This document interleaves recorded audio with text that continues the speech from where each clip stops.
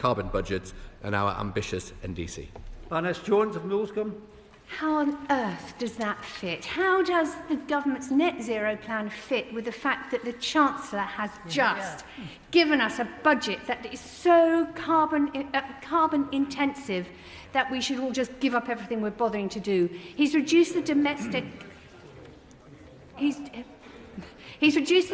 duty on domestic flights, which is the most carbon-intensive form of travel, and he's frozen the fuel duty escalator for the 12th year. This Treasury does not understand the climate emergency, and you, who hear us all here, have to take that back. Of course, I always take the Noble Lady's comments back to the Department for discussion, as she well knows. I think she's being a little bit unfair with her comments, and I know she wouldn't want to be.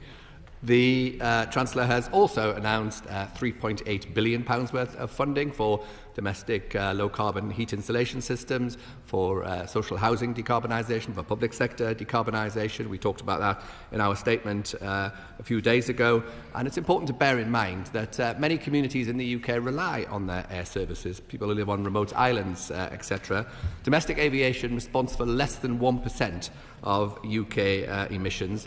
And I'd also remind the Noble Lady that the Chancellor also announced recently considerable funding of something like £180 million for sustainable aviation fuel.